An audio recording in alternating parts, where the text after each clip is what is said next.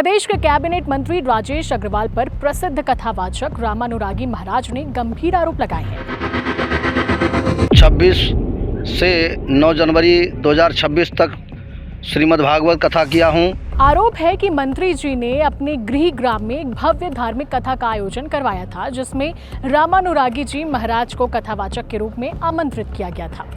माननीय कैबिनेट मंत्री राजेश अग्रवाल जी के यहाँ, जिन्होंने कथा कराने के बाद में मुझे अभी तक कोई धनराशि नहीं दी है। कोई संतोषजनक जवाब नहीं मिला तो विवश होकर कथावाचक ने विधानसभा के मुख्य द्वार के सामने अपना डेरा डाल दिया। विधानसभा के ठीक सामने मैं बैठा हुआ हूँ। अगर मुझे मेरा हक नहीं मिला तो मैं यहीं पर आत्मदाह करने का प्रयास करूँगा। नमस्कार दोस्तों, मेरा नाम है निधि भारद्वाज और आप देख रहे हैं सीजी भास्कर। प्रदेश के कैबिनेट मंत्री राजेश अग्रवाल पर प्रसिद्ध कथावाचक रामानुरागी महाराज ने गंभीर आरोप लगाए हैं। मामला धार्मिक आयोजन के मेहनताने के भुगतान से जुड़ा है, जिसे लेकर अनुरागी महाराज स्वयं विधानसभा के सामने धरने पर बैठ गए।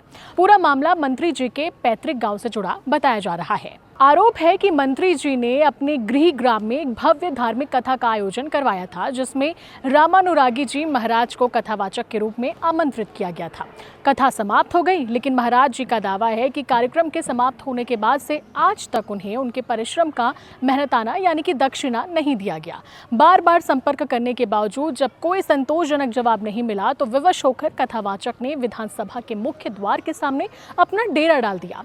उन्होंने इस प्रकरण की उच्च स्तरीय जांच और न्याय की गुहार लगाई है। साथ ही कथावाचक ने कहा कि उन्होंने एक जनप्रतिनिधि द्वारा इस तरह का व्यवहार न केवल अनुचित है बल्कि एक कलाकार और धर्मगुरु का अपमान भी है। देखिए कथावाचक का ये वीडियो।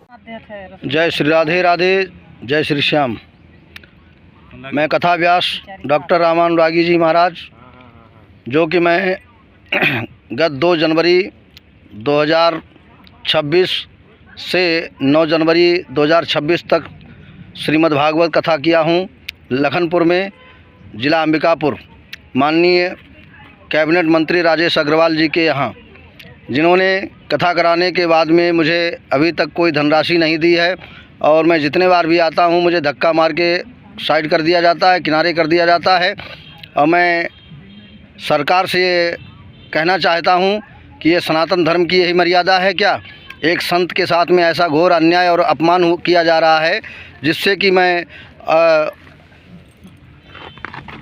और इस समय मैं संसद भवन गेट नंबर 3 के सामने बैठा हूं। अगर मुझे मेरा हक न मिला, विधानसभा के ठीक सामने मैं बैठा हुआ हूं, अगर मुझे मेरा हक नहीं मिला तो मैं यहीं पर आत्मदाह करने का प्रयास करूंगा।